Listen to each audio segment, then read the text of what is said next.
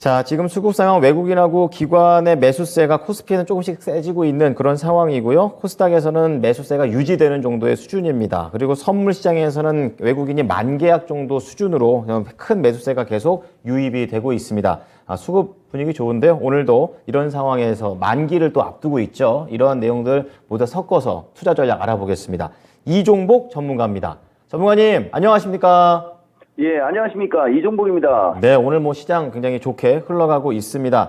특히 이제 반도체가 상당히 강하게 움직이고 있는데요. 평소에 또 삼성전자를 비롯해서 이렇게 말씀을 많이 해주셔서 이번에도 이 관련된 내용 좀 추가적으로 좀 듣고 싶은 생각이 있습니다. 자, 그렇다면 오전장 어떻게 보셨습니까? 안도렐리죠. 근데 이제 CPI가 나왔기 때문에 CPI 관련한 코멘트를 여러분들한테 좀 해드려야 될 것 같은데, 일단 7월 달 거하고 생각하면 그때는 엄청나게 높게 나올 걸 알고 있었고 높게 나와서 지수가 거기서부터 올라갔어요. 근데 이제 이번에는 약간 예상치를 좀 낮췄지 않습니까? 근데 이제 낮췄는데 글쎄 이게 지금 8.7로 낮춘 상태에서 8.5가 나왔고, 그 다음에 근원이 중요합니다. 근원 같은 경우는 5.9에서 6.1로 높을 거라고 예상을 했는데 5.9가 나왔고, 전체적으로 지금 이 CPI가 나온 이 데이터를 놓고 봤을 때는 사실 좀, 그러니까 제가 지수 얘기를 하면 아마, 그쵸 여러분? 예, 그치만 저는 전문가이기 때문에 제 의견을 그대로 얘기해 줍니다.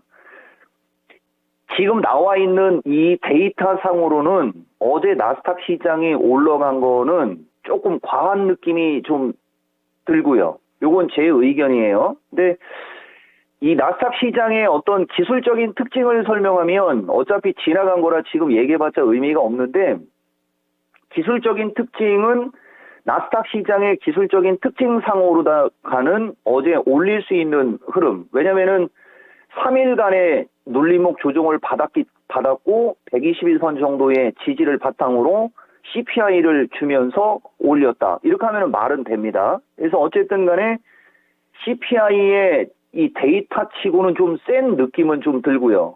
거기에는 빅테크의 영향이 좀 큽니다. 그리고 낙폭과대들, 미국장도 낙폭과대가 움직임이 좀 좋았다 정도 나오고, 특히 나스닥 시장의 장점 하나는, 나스닥의 장점은 하락한 기간이 엄청나게 긴 상태에서 지금 상승하고 있는 기간이 짧다라는 거. 그러니까 무지하게 센 겁니다. 사실 어떻게 보면 대략 2달 반 정도, 정확한 날짜로 얘기하면 한 50 며칠 빠지고 최근에 한 30 며칠 올라가고 있는 거예요. 그래서 미국장은 좋은 점은 아직 상승할 수 있는 사이클이 많이 남아있다는 게 나스닥의 장점. 근데 국내장은 반대입니다.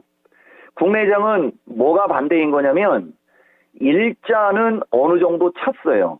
그러니까 국내 시장은 나스닥 시장에 비해서 일자가 어느 정도 찼는데, 이제 국내장의 장점, 못 올라갔기 때문에 진행자도 언급했듯이 삼성전자 필두 시가총액 상위 종목들이 움직임이 나오면서 반도체 섹터를 얘기하는 겁니다.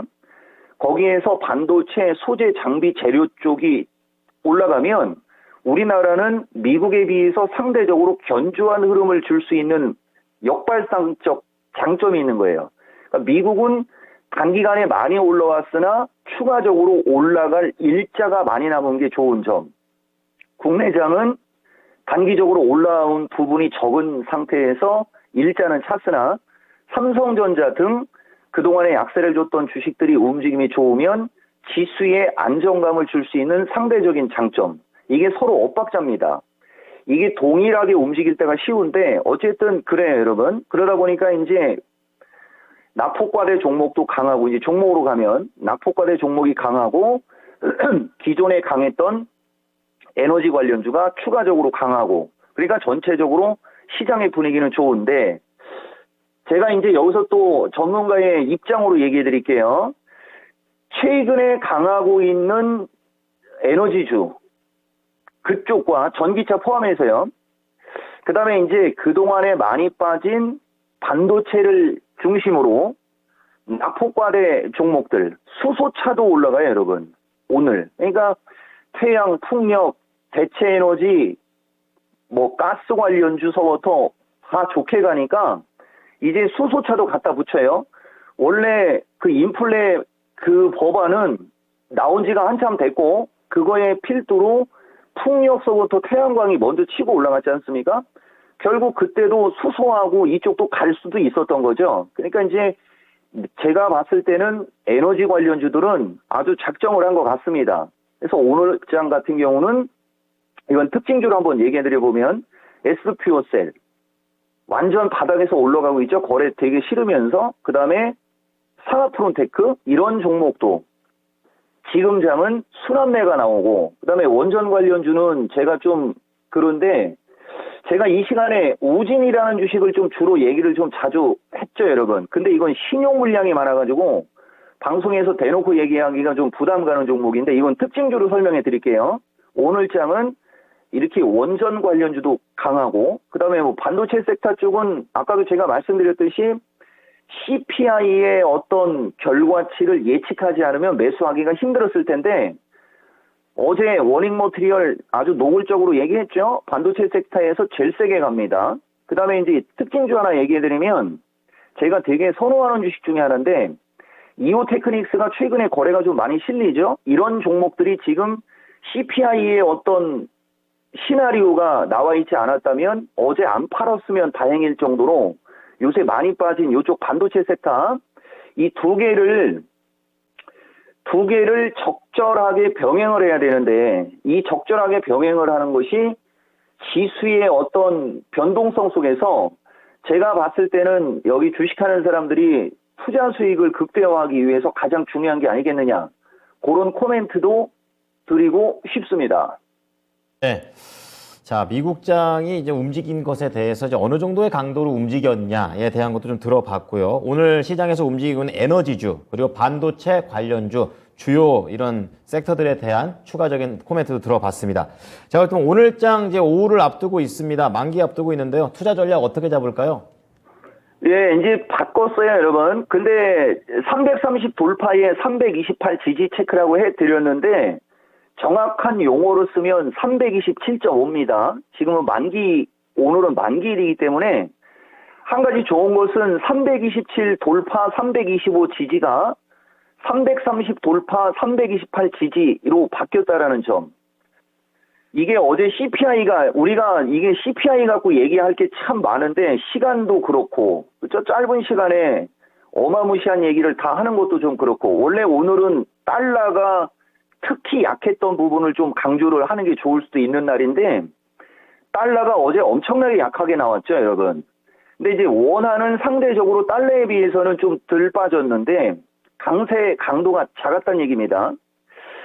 그 부분도 좀 얘기를 해줘야 되는데 제가 봤을 때는 그냥 시간 관계상 넘어가고 제가 그냥 여러분들한테 기술적으로 그런 정도만 얘기해 드릴게요. 아까 제가 얘기해 드렸던 이겁니다. 이게 지금 보면 오늘이 29죠? 우리나라는 31일 이상 연속적으로 올라간 적이 지금까지 한 번도 없습니다. 작년 8월 달부터. 이게 부담이 갔던 거였죠. 이게 부담이 갔던 건데 어쨌든 여기까지 올라왔는데 이것이 결국은 나스닥 시장과 독일 시장의 추세하고도 마찬가지가 돼요. 그래서 어쨌든 오늘 만기 게임에 330 위로 끝내놓느냐 아니면은 327쪽을 그죠? 전문 용어로 쓰기에는 좀 그런데 327쪽으로 가느냐 그 싸움입니다. 거기에 이제 328을 제가 여러분들한테 지지값으로 준 거고 저 지수대가 뭐가 왜 중요한 거냐면은 움직이는 종목의 연속성에 문제가 있어요, 여러분. 연속성. 그러니까 최근에 움직임이 좋았던 에너지 관련주가 327쪽으로 밀리거나 그걸 깨고 내려가게 되면 그쪽의 탄력이 현저히 둔화되거나 아니면은 낙폭과대로 움직이고 있는 반도체 섹터 있죠? 그 반도체 섹터가 고점에서 밀리고 안 밀리고의 기준. 그게 327짜리입니다. 아니, 328짜리. 그 점을 여러분들이 좀 참고하시고 저는 어차피 아까도 얘기해드렸듯이 최근에는 파생에 특별히 관심이 없어서 주식 위주로만 얘기를 해드리고 싶은데 지수 얘기를 하면 주식 사기 싫을 거고 종목 얘기를 하면 주식을 많이 못 산 게 아쉬울 거고 하는 그런 특수한 상황입니다. 지금 시장의 자체가. 이 지수의 단을 보면 이제 이 마지막 단 쪽으로 왔기 때문에 아까도 말씀드렸듯이 미국장이 오늘 또 PPI 나오죠. 그 물가에 따라 변동성 생기면 우리나라 지수도 변동성은 따라올 수밖에 없어요. 그렇게 되면은 지수가 조정을 받을 걸 생각하면 종목을 못 사게 되는 거죠. 왜냐면은 에너지 관련주들은 엄청나게 많이 올라갔고 반도체라든가 약세를 주는 주식의 특징은 저점을 깨는 정도의 어떤 불안한 모습을 주고 있는 그런 상태거든요. 그러니까 딱 이거를 생각하는 게 좋은 거라는 거죠. 결론, 종목 장세. 그러니까 지수보다는 종목을 본다라고 생각을 하면 종목을 사기가 수월하고 지수가 한 번 정도 조정받을 것 같은 데를 생각하면 종목 사기가 어렵다. 요 점을 여러분들한테 얘기해 드린 거예요. 그리고 변곡점상으로는 한 이틀 정도의 우리나라는 상승 여력이 있고, 자, 종목 얘기 한번 해볼게요, 여러분. 반도체 등 최근 수혜주 추가 반등을 저는 여러분들한테 좀 타진을 좀 한번 해드려보고 싶은데, 어차피 주식은 연속성 부분에 있어서 변곡점에 다다르거나 주가가 어느 정도 급등을 하게 되면 최소한의 눌림목 혹은 차익 매물을 받아야 되는 게 있는 거고, 그 다음에 장이 어느 정도 돌아간다면 한쪽 섹터가 급등을 했고 그쪽이 차익 매물이 나온다는 것은 소외받은 종목에 베팅을 하기 위해서 그쪽에 차익을 실현하는 수도 있는 거다라는 어떤 관점으로 접근을 하는 겁니다. 그래서 기술적으로 제가 하나만 말씀을 드려보면 이게 워닝 머티리얼이라는 주식이 기술적으로는 이거 손이 안 나가는 주식이죠. 내용을 알지 못하면 이게 손이 안 나갑니다. 근데 이 주식의 습성을 제가 여러분들한테 얘기를 해드리는 건데, 이 주식은 빠질 때 이렇게 하락 N자형이나 길게 빠지지 않고 일종의 박스권으로 놓고 봤을 때 베팅이 나갈 수가 있게 돼요, 여러분. 이걸 박스권으로 놓지 않으면 베팅을 못 하는 거죠. 그러니까 이런 주식이 원래 가장 정상적으로 안정적으로 움직이려면 여기서 추가적으로 이쪽으로 좀 밀려 내려왔어야 됩니다. 이렇게 밀려 내려와서 이중바닥형 패턴의 그림을 주면서 거래량 증가 양봉이 나오면서 갔을 때 이런 식으로 가는 흐름이 그려지는 거거든요. 근데 되게 빠른 거죠. 왜냐면 종합이 안 밀리고 순환매가 나오니까 그러는 거예요. 대부분 IT 섹터가 다 그래요, 여러분. 아까 제가 특징적으로 이오테크도 여러분들한테 얘기해 드렸지 않습니까? 이것도 이렇게 길게 보면 이제 빠지고 있는 주식으로 보이는 게 정수입니다.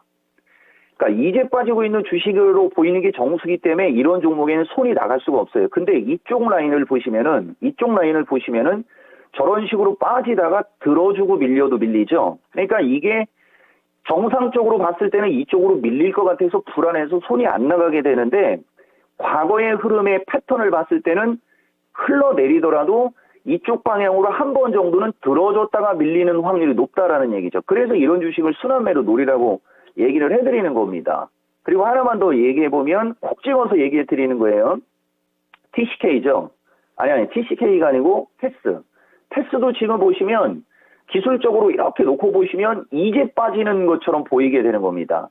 이게 부담 가는 거예요. 무슨 말이냐면은 반도체 섹터의 주식들이나 어떤 이런 종목들은 종합이 만약에 변동성이 생기면서 약세를 줬을 때 기술적으로 추가 하락형의 그림을 주고 있기 때문에 이쪽에 애들이 베팅을 못하는 겁니다. 그렇기 때문에 만약에 장이 버팅겨주고 종목들이 돌아가면서 종목 장세가 나올 때는 그럼 어떻게 될 거냐? 역발상적으로 들어가야 되는 거죠.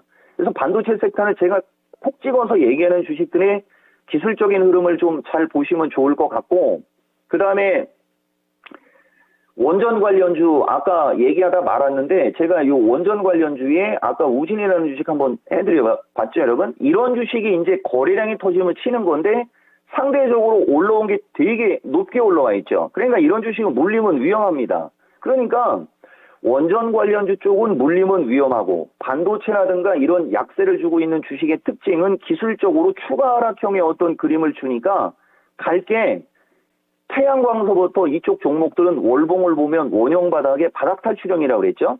그쪽 위주로 가고, 전기차는 어쨌든 명분이 있으니까 전기차 위주로 가는 거고, 그 다음에 이제 중간중간에 제약주가 힘을 받아서 가는 겁니다. 그래서 이 종목은 거기 딱 중간 단계에 메타버스라든가 이런 걸 중간중간에 여러분들한테 섞어서 순환매 전략을 드렸던 거죠. 그래서 종합적으로 얘기해드리면 최근에 급등한 에너지 섹터의 주식들은 풍력 관련주나 상승이 아직 미진했던 태양광 관련주를 제외하고는 신규 베팅하기는 좀 부담 가는 흐름이다. 그렇기 때문에 지금 현재 시점에서 가장 좋은 선택은 반도체 섹터가 기술적으로 장기적으로 나가는 어느 정도 올라가면 되밀리는 흐름을 보이겠지만 그 어느 정도 올라가는 것은 수익을 한번 우리가 노리는 게 맞다라고 본다. 그래서 반도체 등 최근 소외주 추가 강세, 추가 반등 전망이 제가 여러분들한테 오늘장 얘기해드리고 싶은 핵심이고, 이런 SFfuel셀이나 상하프론테크처럼 수소차 섹터에 있고 전기차나 이쪽 에너지 관련주가 갈 때 못 갔던 이런 엄청난 납폭과대 관련주들, 이런 정도의 종목들이면 추가 상승을 타진하는 게 어떻겠느냐, 이런 말씀 드리고 싶습니다. 네. 자, 국내장 변곡점에 대한 언급도 들어봤고요. 반도체와 신재생 에너지와 관련된 추가 힌트도 잘 녹여보도록 하겠습니다. 오늘 말씀 감사합니다. 예, 고맙습니다. 이종복입니다. 네.